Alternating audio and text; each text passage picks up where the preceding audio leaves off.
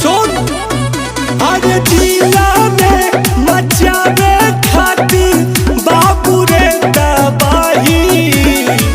पैसा ना तो पावर चाहिए, पैसा ना